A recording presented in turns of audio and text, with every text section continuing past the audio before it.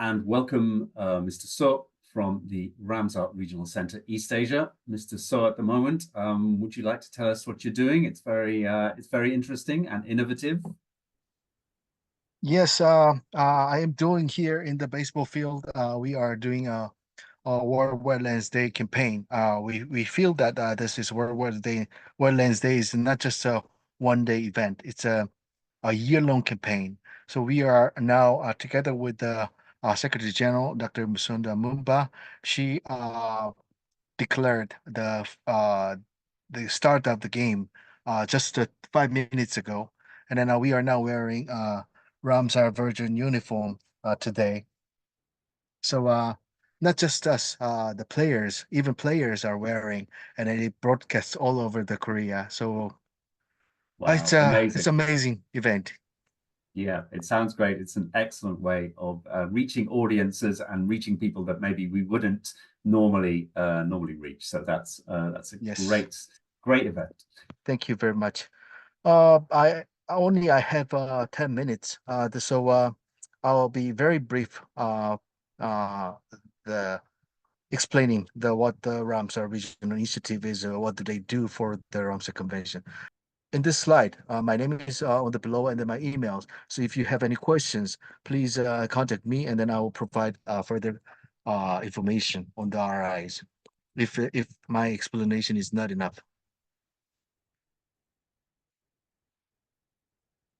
Okay, this is the definition of RIs and their relationship to the convention.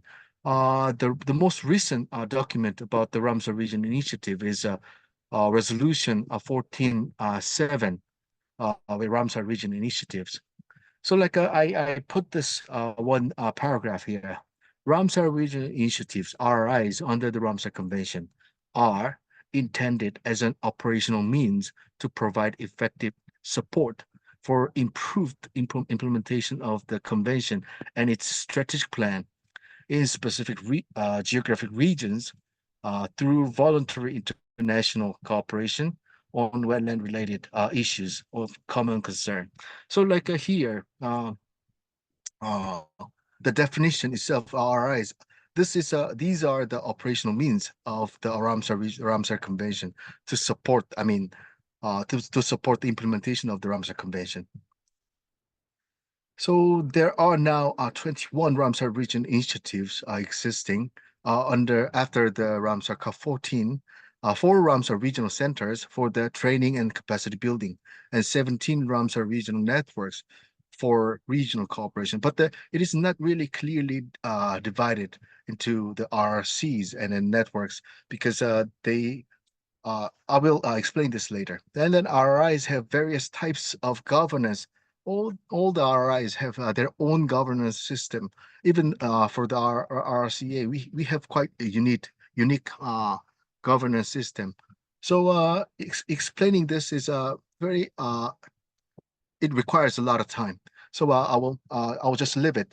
RIs have various types of governance and coordination approaches, and then operational and financial management practices. For example, the Ramsar Regional Center East Asia, we are we have two hosts. One is the national government, Korea Ministry of Environment, and then also local government is a Suncheon City. So two hosts, they share uh, the whole budget of our RCA 50% and 50 to 50.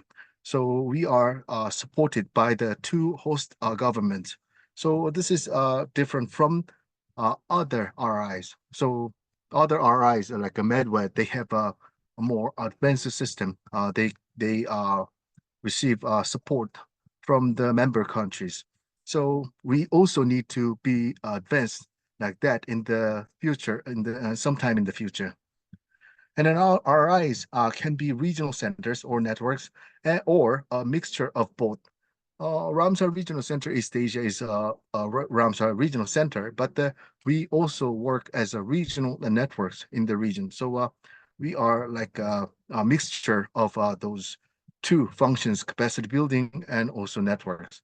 and also can be cooperation networks without legal status or established organization with their own legal status. It's quite complicated for the legal status part because Ramsar Regional Center East Asia, we have we do not have a legal status as an international entity, but we are in Korea, we are a non-governmental organization. So this is our legal status. But the RIs are not really Medwet has a legal status as an international organization, but the other RIs are quite struggling to have their own status.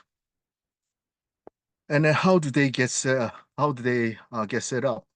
So those information are in the resolution that I mentioned, the 14.7. So I extracted those information from there. So how do they get set up? Those proposing new regional initiatives must apply to the COP or standing committee through the Ramsar Secretariat to become an RI.